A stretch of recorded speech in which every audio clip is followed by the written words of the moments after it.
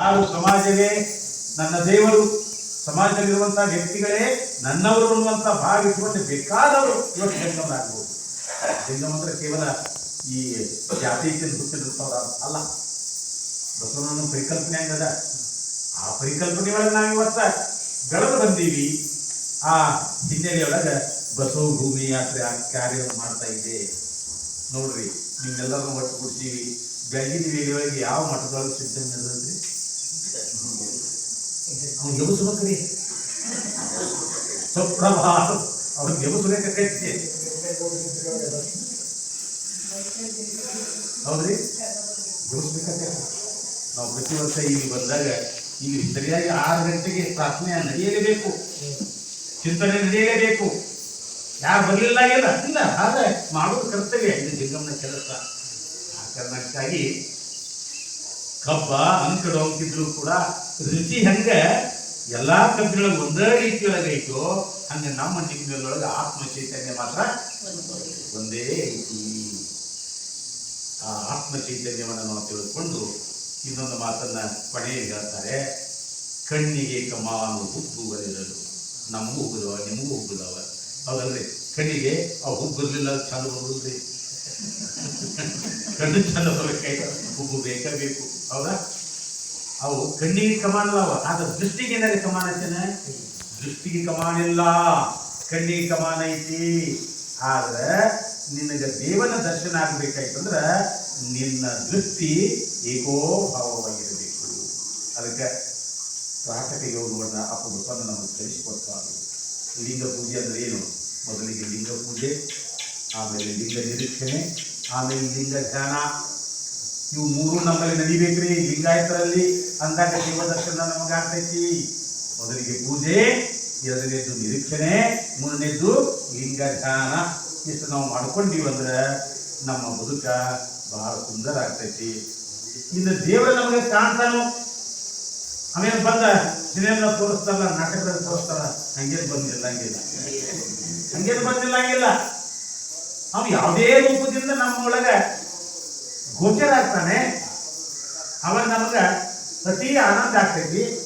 ಅಲ್ಲಿ ನಾವು ದೇವ ದರ್ಶನ ಅಂತ ತಿಳ್ಕೊಳ್ಬೇಕು. ಒಂದು ಸಣ್ಣ ಉದಾಹರಣೆಯನ್ನು ಕೊಡ್ತೀನಿ ನಿಮ್ಗೆ. ಈಗ ಹೆಣ್ಮಕ್ಳಿಗೆಲ್ಲ ಬಸ್ ಫ್ರೀ ಇದಾವ, ಹೌದ್ರಿ? ಮನಿ ಬಿಟ್ಟ ನೀವು ಎಲ್ಲೆಲ್ಲಿ ಹೋಗಿರಿ, ತಿರುಗಾಡ್ಕೊತ ಹೋಗಿರಿ,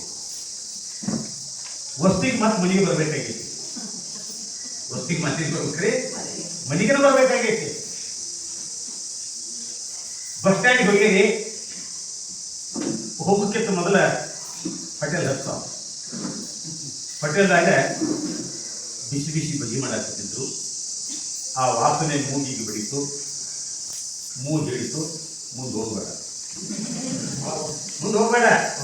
ಒಳಗೆ ಹೋಗು ಹೇಳಿ ಆ ಮೂಗ ಆಜ್ಞೆ ಮಾಡ್ತಿದ್ರೆ ಮೆದುಳಿಗೆ. ಅವಾಗ ಮೆದುಳು ಹೇಳ್ತು, ಚಲ್ ಕಾಲು ಹೇಳ್ತ ನಡಿ. ಅದು ಕಾಲ ಆಗಿರೋದು, ಹೋಟೆಲ್ದಾಗಿ ಹೋತು, ಕುಂತು ಬದಿ ತಿಂದ್ರಿ, ಎಲ್ಲ ಆಯ್ತು ಅನ್ನೋದ್ರಾಗ ವಸ್ತಿ ಬಸ್ ಹೋಗಿ ಈ ಊರಿಗೆ ಬರುವ ವಸ್ತಿ ಬಸ್ ಹೋಗಿಬಿಟ್ಟೈತಿ. ಏನ್ ಮಾಡ್ತಾರೆ? ಬಜ್ಜಿ ಬಸ್ ತಪ್ಪಿಸ್ಲ.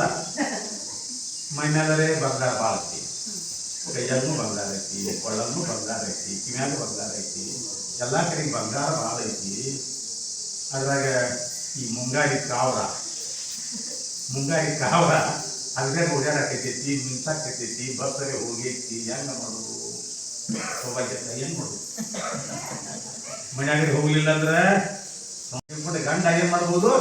ಹೊರಗೆ ಹಾಕ್ಬೋದಲ್ಲ, ಅವ್ನ ಅಧಿಕಾರ ಐತೇನಿ, ಹಾಕ್ಬೋದಲ್ಲ. ಸಿದ್ದರಾಮಯ್ಯನೋ ನಿಮ್ಗೆ ಅಧಿಕಾರ ಕೊಟ್ಟಾನು, ಆಧಾರ್ ಕಾರ್ಡ್ ಕೊಟ್ಟು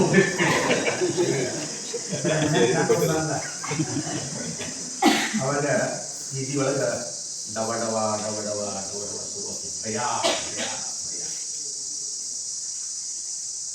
ಅಂಥ ವೇಳೆ ಒಳಗೆ ಕೆಲವೊಂದು ಜಾಗ ಇರ್ತಾವ. ಆ ಜಾಗಕ್ಕೆ ಬಂದ್ರೆ ಯಾರ್ಯಾರು ಸಿಕ್ಕಿರ್ತಾರ, ಒಂದು ಚೆನ್ನಾಗಿರ್ತೈತಿ. ಆ ಜಾಗಕ್ಕೆ ಬಂದು ನೀವು ನಿಲ್ಲುತ್ತೀರಿ. ಅಂತ ಸಂದರ್ಭದೊಳಗೆ ನಿಮ್ಮನ್ನು ನೋಡಿ ಒಂದು ಕಾರ್ ನಿಲ್ತೈತಿ. ಆವಾಗ ಆ ವ್ಯಕ್ತಿ ನಿಮ್ಮ ಹೆಸರು ಕರೆದ ಕೂಡ್ ಬರ್ರಿ ನಾನು ಊರು ಹೊಂಟ್ರಿ ಅಂತ ಕರೀತಾರ ನಾವು. ಆವಾಗ ನೀವು ಅವನು ಹೇಳೋದು ಒಂದು ಶಬ್ದ ಯಾವುದು? ನೀನು ಏನಾಗಿ ಬಂದಿ? ನೀನು ದೇವರಾಗಿ ಬಂದಿ, ದೇವರಂಗ ಬಂದಿ, ದೇವರ ಬಂದಿ ಅಂತ ಅಂತಿದೆಲ್ಲ. ದೇವರ ಯಾವ ರೂಪದಾಗ ಬಂದ? ಹೌದು. ಅದಕ್ಕೆ ಸಿನಿಮಾದ ತೋರಿಸುವಂಗ ತಿಳಿ ಮ್ಯಾಲ ಚಂದ್ರ, ಆಮೇಲೆ ಮ್ಯಾಲ ಗಂಗೆ, ಕೊರಳೊಳಗ ಹಾವ, ಆಮೇಲೆ ರುಂಡ ಮಾಲೆ, ಗಜಚರ್ಮ, ಮಣಿ ಮೇಲೆ ವಿಭೂತಿ, ಮೈತುಂಬ ಬೂದಿ, ಇದನ್ನ ಬಡ್ಕೊಂಡಿರುವಂತ ವ್ಯಕ್ತಿ ದೇವರು ಅಲ್ಲ. ಕಾಲ್ಪನಿಕ ಶಿವ, ಕಲ್ಪನೆ ಅಂತ ಕಲ್ಪನೆ. ಹಾಗೆ ಯಾರು ಬರಂಗಿಲ್ಲ, ಬರ್ತಾರೆ ಬೈಲಾಟ ಬರ್ತಾರೆ. ಆದ್ರೆ ದೇವರ ಹಂಗೆ ಬರುವುದಿಲ್ಲ. ಆ ಕಾರಣಕ್ಕಾಗಿ ನಿಮ್ಮ ಮನೋಭೂಮಿಕೆಯೊಳಗೆ ದೇವರ ಹೆಂಗದ ಅಂತೇಳಿ ಏನ್ ತಿಳ್ಕೊಂಡ್ರಿ? ದೇವರ ಹಂಗಿಲ್ಲ. ತಾಯಿಯ ರೂಪದೊಳಗೆ ದೇವರದಾನು. Mother is a god, father is a god, guru is a god.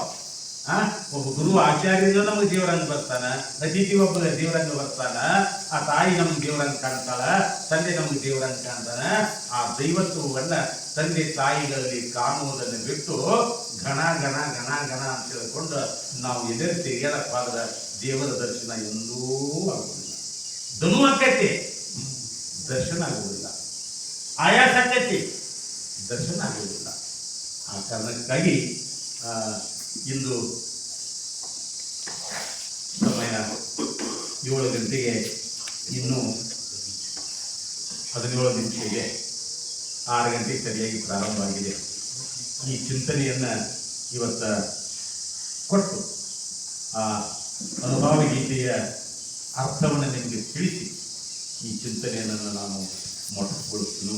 ಯಾಕಂದ್ರೆ 7 ಗಂಟೆಗೆ ಮುಗಿಬೇಕು. 7 ಗಂಟೆಗೆ ಮುಗಿ ಸಮಯ 7 ಗಂಟೆಗೆ ಮುಗಿಬೇಕು. ಅಷ್ಟರೊಳಗೆ 1-2 ನಿಮಿಷ ಧ್ಯಾನ ಮಾಡಬೇಕಾಗ್ತದೆ. ಅದನ್ನೆಲ್ಲ ಈಗ ಪ್ರಾಕ್ಟಿಕಲ್ ಪ್ರಯೋಗಾತ್ಮಕವಾಗಿ ಅದರಲ್ಲಿ ನಾವು ಮಾಡಿಸ್ತೀವಿ. ಅದಕ್ಕೆ ದಯವಿಟ್ಟು ತಮ್ಮ ಸಹಕಾರಿಗಳಿಗೆ ಅನ್ನುವಂಥ ಮಾತನ್ನು ಹೇಳ್ತಾ, ಈ ಸಂದರ್ಭದ ಕುರಿತಾಗಿ ನಿಮಗೆ ಏನಾದರೂ ಅನಿಸಿದ್ದರೆ